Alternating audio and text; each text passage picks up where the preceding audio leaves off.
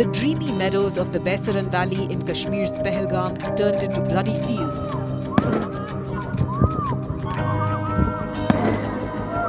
As a group of 40 tourists were taking in the sights and sounds of mini Switzerland, the unthinkable happened.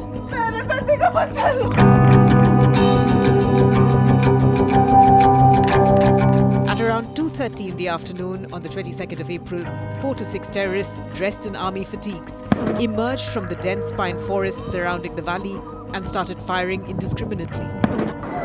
Many tourists were caught off guard as the sudden volley of bullets rang out. Then the terrorists started singling out their victims based on faith. They asked for their names and to recite Islamic verses before opening fire at close range. This is the route to Baisaran, and this is actually no route at all. It's muddy, there are big boulders, and it's difficult to even walk on these. Even if I wore a normal shoes, it would be impossible to come here. It's muddy, look at the water that's flowing, and this is how difficult it would have been to bring down any injured or any survivors or those who were there at that time. You know, possibly the cells dropped by one of those tourists who came here. There are water bottles, there are shoes everywhere, wherever you look. They have ran into panic because there were massive firing that took place, not less than a massacre. Whoever came in their way, they shot and killed them.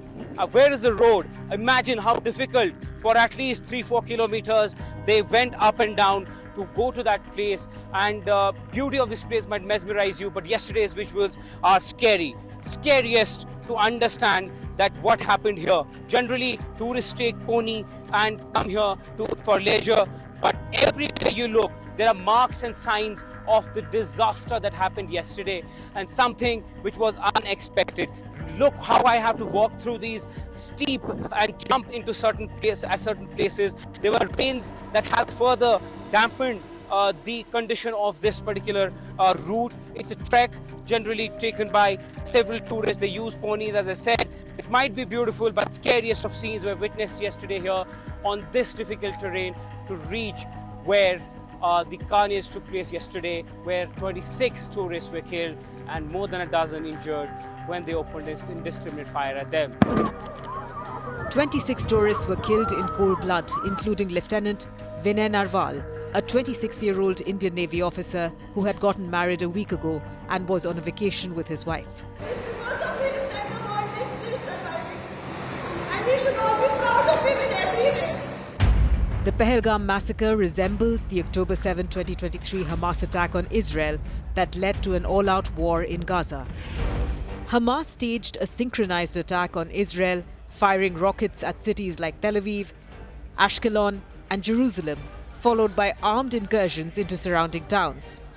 Hamas militants set houses on fire, engaged in mass killings, including the massacre of more than 260 people at a music festival. Around 1,200 people were killed in the attack. In an equally ruthless manner, terrorists in Pahalgam in Jammu and Kashmir attacked a tourist hub, firing at civilians after allegedly asserting their religious identities. Authorities have certified that the attack was well planned and that the terrorists had been active in the area for the last 1 month. Asif Fauji, Suleiman Shah, Abdul Tala. Are these three terrorists responsible for the mayhem that we saw in Pahalgam on Tuesday? Well, Jammu and Kashmir Police has released a sketch and also photographs of these three. This photograph was recovered from the phone of slain terrorist Junaid. If you recall, the tunnel in Sonmarg was attacked a few months ago, and Junaid, the terrorist who allegedly carried out that firing, was killed a few months later. From Junaid's phone, a photograph was recovered. Also, some details were recovered which showed that a group was active in Pahalgam. It is the same group whose sketches have now been released, which has Fauji, Abu Tala and Suleiman.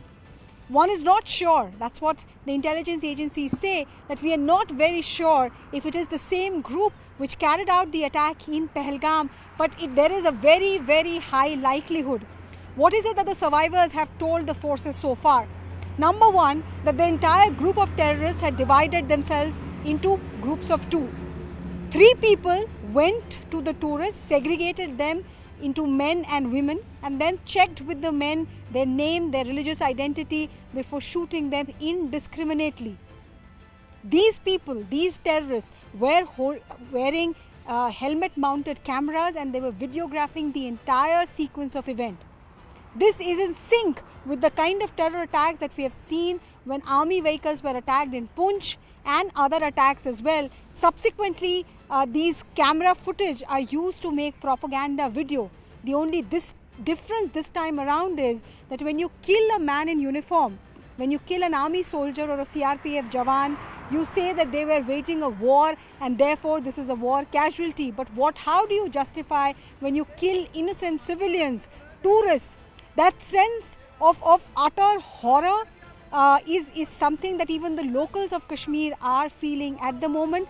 Most tourists are scared. Many have cancelled their plans. Others are wanting to go back. Even those who are still here in the valley have taken Pahalgam off their itinerary. So it's a massive setback to Pahalgam's economy to start with, but it could well result in a massive setback to the overall economy of Jammu and Kashmir as well, since the tourist footfalls in the last 2 to 3 years have finally started making up for the losses that they suffered, first because of COVID, earlier because of the abrogation of Article 370, and before that because of the floods that had swept through the entire region.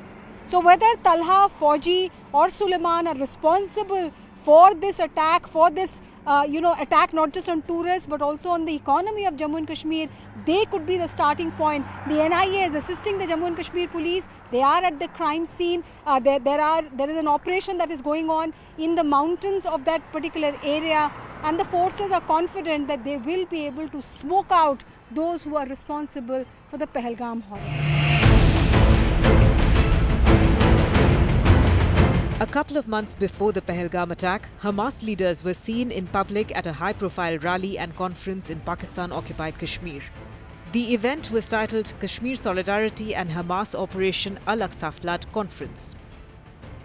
The top leadership of terror group Lashkar-e-Taiba was also seen at the rally. The Resistance Front, an offshoot of Lashkar, has claimed responsibility for the deadly attack on tourists in Pahalgam. There is no proof of a direct or indirect involvement of Hamas in the Pahalgam attack. And while the scale of the violence on October 7, 2023 and April 22, 2025 is vastly different, the modus operandi, coordination and target selection are eerily similar.